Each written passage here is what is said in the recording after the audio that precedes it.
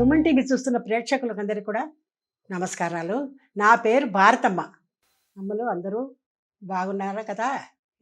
ఇవాళ మీకు బెండకాయ పచ్చడి చూపిస్తామని వచ్చానమ్మా.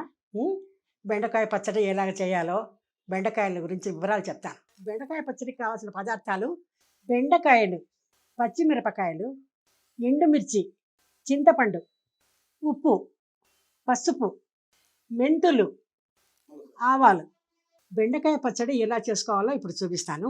మిరపకాయలు, ఆవాలు, కొద్దిగా మెంతులు వేయించి చేసి పెట్టుకున్న పొడి.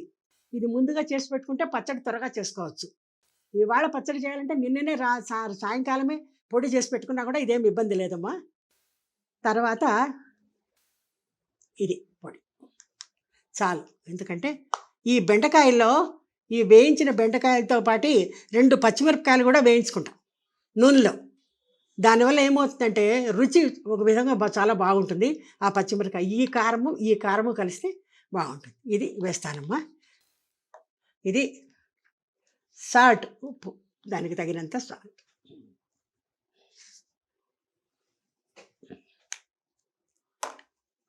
తర్వాత ఇది నానబెట్టుకున్న చింతపండు.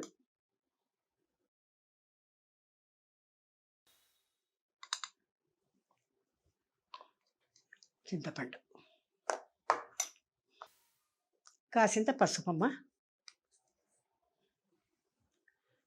పసుపు అనేక సుగుణాలు ఉన్నాయని పసుపు ప్రతి వంటలో వాడతారు మన వాళ్ళు.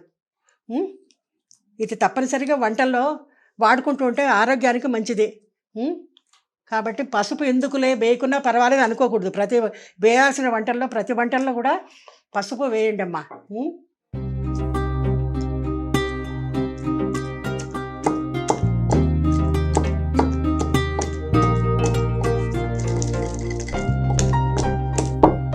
ఎందుకంటే బెండకాయలు ముందుగా వేయకూడదు.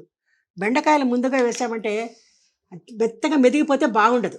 ఒక్క ముక్కగా ఉండాలి.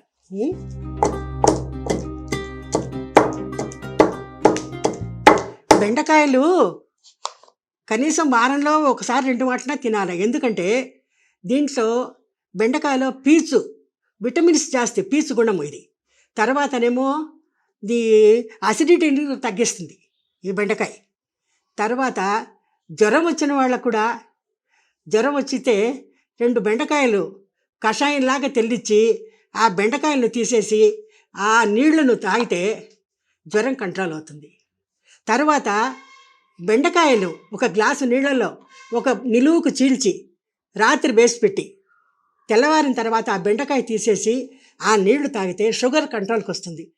తర్వాత ఇంకా దీనికి చాలా సుగుణాలు ఉన్నాయమ్మా. దీంట్లో పిల్లలకి ముఖ్యంగా లెక్కల్లో మ్యాథ్స్ బాగా ఇది మెదడును అంత బాగా వాళ్ళకు చురుగ్గా తయారయ్యి పరీక్షల్లో కూడా బాగా రాయగలుగుతారు. కాబట్టి బెండకాయ ఈ పిల్లలకు ముఖ్యంగా బెండకాయలు చేసి పెడుతూ ఉండండి.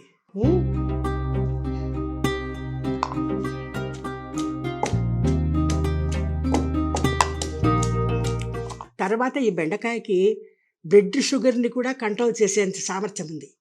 కాబట్టి వీలైనంతకు వారంలో 2 మార్లో 3 మార్లో సాంబార్గా కానీ, కూరగా కానీ, పచ్చడిగా కానీ, ఏమీ లేదంటే ఊరికే వేయించేసి ఒకరు ఉప్పు కారం చల్లి కూరలాగా కూడా పిల్లలకు ఎట్లయినా పెట్టండి. పిల్లలకే కాదు, అన్ని వయసుల వాళ్లకు ఇలా కొద్దిగా దంచితే చాలు. ఎందుకంటే బెండకాయలు చాలా మెదగకూడదు.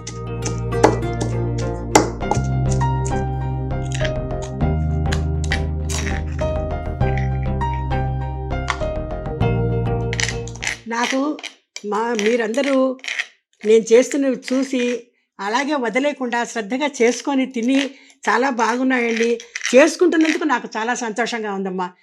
నాకు చాలా సంతోషంగా ఉంది. ఇప్పుడు పచ్చడి రెడీ అమ్మా. ఇందులో ఈ వేసి పెట్టుకున్న పోపు వేసేస్తా.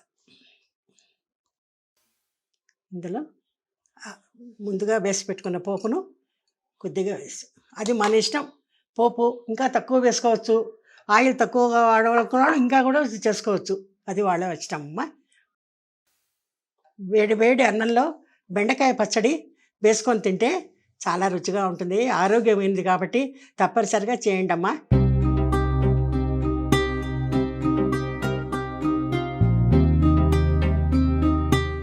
ఉంటానమ్మా. ఇంకొక వంటతో ఇంకొకసారి కలుస్తాను.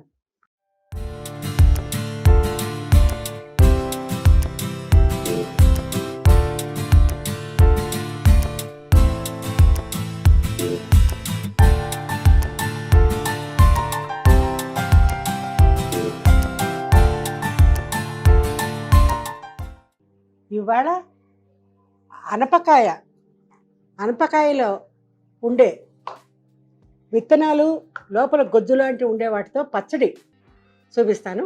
ఇది అనపకాయ తరగగా లోపల లోపల పక్కన గింజలతో కూడా కూడి ఉంటుంది కదా, గొజ్జులాగా ఉంటుంది కదా, దాంతో పచ్చడి. ఆ పచ్చడికి కావాల్సిన సామాన్లు: ఎండుమిర్చి, తర్వాత పచ్చిమిర్చి, కొద్దిగా ఉద్దిపప్పు, టమాటోలు, సాల్ట్, చింతపండు, మెంతులు, ఆవాలు, నూనె, ఇంగువ పోపులో వేసేందుకు. అనపకాయ విత్తనాలతో పచ్చడికి కావాల్సిన సామాన్లని చూపించాం. ఇప్పుడేమో ఏం చేయాలంటే ముందుగా పోపు ఏమి ఉద్దిపప్పు, కొద్దిగా ఆవాలు, 4 మిరపకాయలు, కాస్తంత ఇంగువ, ఇవన్నీ కలిపి పోపు పెట్టుకొని ఆ పోపు పక్కకు తీసుకొని అందులోనే ఇంక కాస్త నూనె వేసి ఆ ముక్కలు అనపకాయ ఇప్పుడు మనం వేసాం కదా, ఆ ముక్కలు, తర్వాత 2 పచ్చిమిరపకాయలు, ఇవన్నీ కలిసి అందులో వాడ్చుకొని అందులోనే సాల్ట్ కూడా వేసుకోవాలి. కొద్దిగా నానబెట్టి చింతపండు వేయాలి. ఇవన్నీ కలిపి ముందుగా ఈ పోపు ముందు దంచేసుకోవాలి. ఇది ఈ పోపు మొదలు ఈ పోపు వేసి దంచుకోవాలి.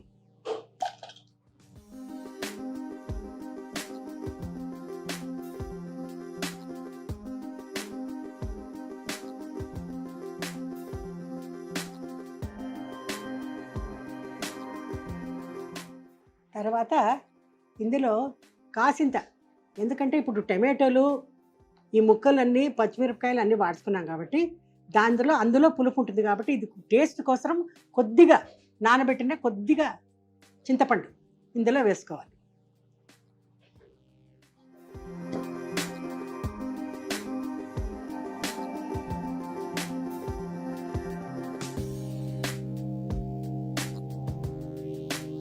ఇప్పుడు ఈ వాడ్చుకున్న ముక్కలు, తర్వాత ఇందులో టమాటోలు, పచ్చిమిరపకాయలు, సాల్ట్ కూడా ఇందులోనే వేయబడిందమ్మా.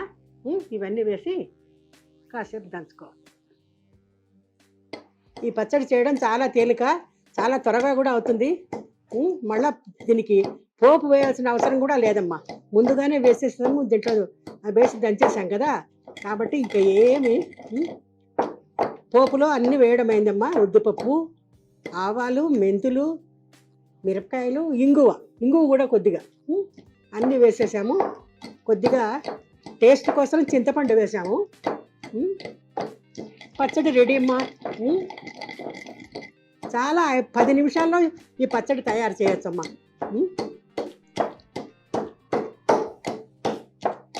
అనప ముక్కలు సాంబార్లోకో పప్పులోకో వాడుకుంటాం కదా, దాంతో తర్వాతనేమో ఆ మిగిలినదంతా వేస్ట్ అని పడేస్తుంటాం ఒక్కోసారి. కానీ ఆ పని లేకుండా ఇలాగ చేసుకుంటే పచ్చడి మనం ఒక కొత్త ఐటెం నేర్చుకున్నామని ఎవరికైనా ఇంట్లో వాళ్ళు కూడా అందరికీ పెట్టచ్చు, మనం కూడా తినచ్చు. ఏమ్మా, పచ్చడి రెడీ.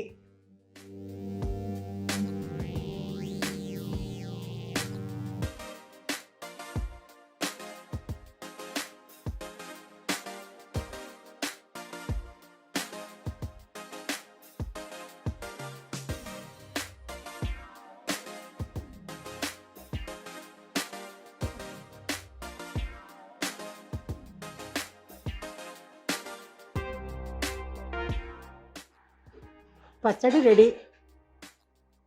అనప విత్తనాలు లోపల ఉన్న గుజ్జుతో తయారైన పచ్చడి.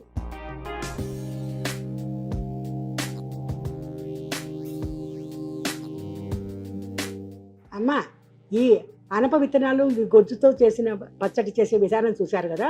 ఇందులో మీరు చేసుకునే క్వాంటిటీని బట్టి ఉప్పు కారం వాళ్ళ ఇష్టం, ఎవరింటికి. కొందరు ఎక్కువ తింటారు, కొందరు తక్కువగా తింటారు. దాన్ని బట్టి వేసుకోవచ్చు అమ్మా. టమాటోలు వేస్తాం కాబట్టి కొద్దిగా టేస్ట్ కోసం మాత్రమే చింతపండు వేయండి, సరేనా? మరికొన్ని వంటలతో మళ్ళా కలుస్తానమ్మా.